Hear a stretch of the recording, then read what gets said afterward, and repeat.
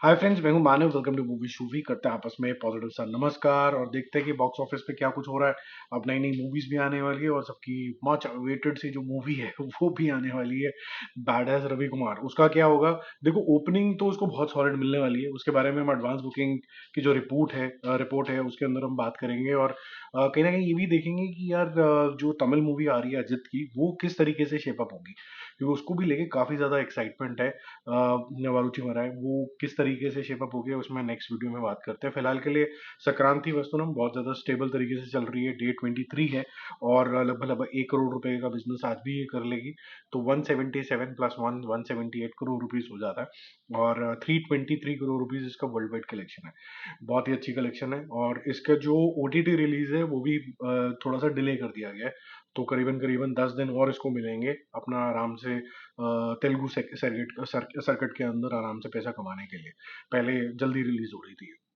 अब sky force की अगर बात करें तो कॉन्टेम्पलेशन वही है कि कंफ्यूजन क्या है, हमने बहुत बारी क्लियर करने की भी कोशिश करी है। बहुत से लोगों को समझ में आता है, कहीं को नहीं समझ में आता है। अब जिनको समझ में आता है तो बहुत ही क्लियर सी बात है कि कहीं ना कहीं जो वेटरन क्रिटिक है उनको ऐसा लगता है कि डे वन की कैलकुलेशन एक तरीके से होनी चाहिए। लेकिन मेकर्स को लगता है, अकाउंटेंट्स को लगता है, मुझे लगता है एटलीस्ट कि जिस तरीके से ये शेपअप हुआ है बिल्कुल ठीक तरीके से हुआ है। वो मार्केटिंग एक्सपेंडिचर होता है कुपॉनिंग हमेशा, जैसे कि आपके कटआउट्स वगैरह होते हैं, जैसे कि आपकी इवेंट्स होते हैं। अब ये अगर नहीं समझ में आता तो मैं इसको फिर ना समझी ही बोलूंगा। कई बार क्या होता है कि आप पुराने वेज में इतने ज्यादा घुसे रहते हो कि फिर आपको मॉडर्न वेज समझ में नहीं आते हैं, तो उसका कुछ कर नहीं सकते।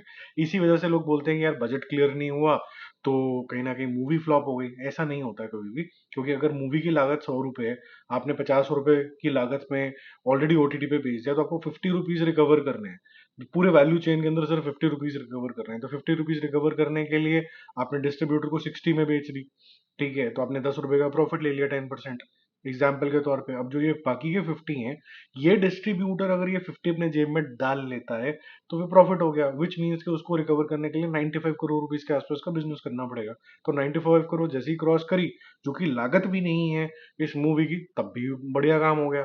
तो अब ये लोगों को समझ में आता नहीं है, मॉडर्न वे समझ में आते नहीं है। लोग अपने आप को चैंपियन समझने की कोशिश करते हैं, तो समझते हैं ट्रू वे आज के टाइम के हिसाब से ही है। इस हिसाब से जो स्काई फोर्स एकदम सही डायरेक्शन के अंदर है, जिनका सवाल था कि वो हिट होगी नहीं होगी, नंबर्स आपके सामने है और नंबर्स बड़े क्लियरली इंडिकेट कर रहे हैं कि अगर बैडेस रवि कुमार कोई बहुत बड़ी सरप्राइज हिट नहीं निकल गई, तब स्काई फोर्स जो है आराम से हिट के स्टेटस को ले लेगी। नहीं तो सेमी हिट वगैरह तो जाएगी ही जाएगी।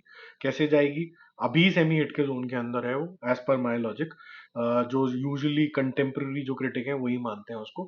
तो स्काई फोर्स जो है डे 13 के अंदर कर रहा है 2 करोड़ रुपीज, 2 करोड़ रुपीज, जो कि 124 प्लस 2 126 करोड़ हो जाता है और 161 करोड़ रुपीज के आसपास का वर्ल्ड वाइड कलेक्शन है। तो बहुत क्लियरली ये अपना लागत भी पूरी कर चुकी है। जिनको प्रॉफिट देना है इनको, जो कि डिस्ट्रीब्यूटर होते हैं, एग्जीबिटर्स होते हैं या फिर ओटीटी वाले होते हैं, सबको वैल्यू चेन में पैसे मिल चुके हैं। तो फिर किसी भी हालत में ये फ्लॉप या ये सब चीजें नहीं हो सकती है। बात हो जाती है कि इसको किस लिहाज से हम समझें अकाउंटिंग को। वो जिनको नहीं समझ में आ रहा उनका कुछ नहीं किया जा सकता। और ये आखिरी बारी मैं कवर कर रहा हूँ इस टॉपिक को कि कितना बहस कर लोगे इसके ऊपर। देवा के बारे में बात करते हैं। एक ब्रिलियंट मूवी है। मेरे ख्याल से तो जिन्होंने नहीं देखी है देख लो, क्योंकि इसका जो हिंदी वर्जन है काफी अपीलिंग है। और मुझे फर्स्ट वाले वर्जन से जो इसकी कहानी के अंदर चेंजेस लाए गए हैं वो मेरे को अच्छा लगे। अब जिनको पृथ्वीराज सुकुमारन साहब बहुत अच्छे लगते हैं, वो बोलेंगे नहीं जी ओरिजिनली अच्छा था। बहुत से लोगों को ओरिजिनल से फैसिनेशन इतना होता है कि वो हटना बड़ा मुश्किल सा हो जाता है।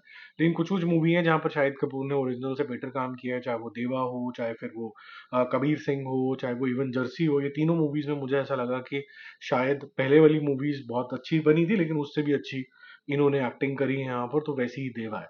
तो 2.75 इसने कल किया था, आज भी 2.75 है, जिससे इसका टोटल हो जाता है 29.5 करोड़ रुपीज। वर्ल्ड वाइड जो टोटल है वो 45 से 46 करोड़ रुपीस के आसपास जा रहा है। ये जल्दी 50 करोड़ क्रॉस करेगी। बट ये बहुत बड़ा नंबर नहीं है। इसको अगर आपको ढंग से समझना है तो देवा का मैं बिजनेस एनालिसिस ऑलरेडी कर चुका हूँ कि किस पॉइंट पे जाके ये हिट, सुपर हिट या फिर एटलीस्ट ना बजट रिकवरी कर लेगी, या फिर डिस्ट्रीब्यूटर के लिए at least no profit no loss के अंदर चली जाएगी। तो वो वीडियो आप चैनल पे जाके देख सकते हैं, वो आपको मिल जाएगा ऊपर ऊपर ही। और अगर चाहिए आपको अलग से तो मुझे हाई लिख के भेज देना कमेंट बॉक्स में, मैं आपको रिप्लाई कर दूंगा डायरेक्ट लिंक के साथ। अब देखो, अगर मैं आपको ब्रॉडली बताऊं, अगर आपको जाने का भी टाइम नहीं है, तो मोटे मोटे लेवल पे जो थिएटर के जो राइट्स थे जी स्टूडियोज ने वो 40 करोड़ रुपीज के एज्यूम करे थे नेशनली, क्योंकि वही इसके प्रोड्यूसर भी थे। तो वो अगर 70 करोड़ रुपीज के आसपास का बिजनेस कर लेती है नेट इंडिया लेवल पे, तो जो इनके हाथ में आएगा जिसको डिस्ट्रीब्यूटर शेयर बोला जाता है, तो वो मेरे ख्याल से प्रॉफिट वाले जोन के अंदर फिर जाना शुरू हो जाएगा। अब 30 मुश्किल से टच कर रहा है, 70 तक जाना है, 40 करोड़ रुपए करने में इसको काफी मेहनत लग जाएगी। तो ये डिजास्टर तो नहीं है, बट ये फ्लॉप के जोन के अंदर जाती हुई तो सरेआम दिख रही है। आज अगर ये 29.5 के आसपास है, तो नेट इंडिया जो कलेक्शन है, अगर जैसे मैंने बोला स्काई फोर्स के लिए भी, अगर ये बैडस रवि कुमार कोई बहुत बड़ा धमाका नहीं कर देती है, तो ये धीरे धीरे धीरे करके ऐसा पोटेंशियल इसके अंदर है कि ये 45 करोड़ रुपीज नेट के आसपास पहुंचेगी, जिसका मतलब है कि ये 25 करोड़ रुपीज लगभग लगभग शॉर्ट होगी। अभी भी 25 करोड़ मतलब उससे आधा कर लीजिए, क्योंकि आधा डिस्ट्रीब्यूटर शेयर होता है, आधा एग्जीब्यूटर होता है, तो 12.5 करोड़ रुपए के आसपास का नोशनल लॉस होगा जी स्टूडियोज को। ठीक है, तो मोटे मोटे लेवल पे मैंने आपको बता दिए। गहराई से समझना है तो आपको बिजनेस एनालिसिस वाली रिपोर्ट देखनी पड़ेगी। बाकी जल्दी मिलता हूँ रिव्यूज और अपडेट्स के साथ। बहुत सारी चीजें रिलीज हो रही हैं ओटीटी के ऊपर भी, थिएटर के ऊपर भी, तो धीरे धीरे आपके रिव्यू आते रहेंगे। मैंने 5-6 चीजें देखी हैं, आपने नोटिस किया होगा कि रिव्यूज मैंने ज़्यादा डाले नहीं है, या तो एक लॉन्ग वीडियो के अंदर मैं सारे रिव्यूज कर दूंगा, ताकि अगर आपने नहीं देखी है वो चीजें, तो आसानी हो जाएगी आपके लिए कि भी क्या चॉइस लें, कौन सी चीज देखें, कौन सी ना देखें। जल्दी मिलते हैं रिव्यूज और अपडेट्स के साथ। Stay connected.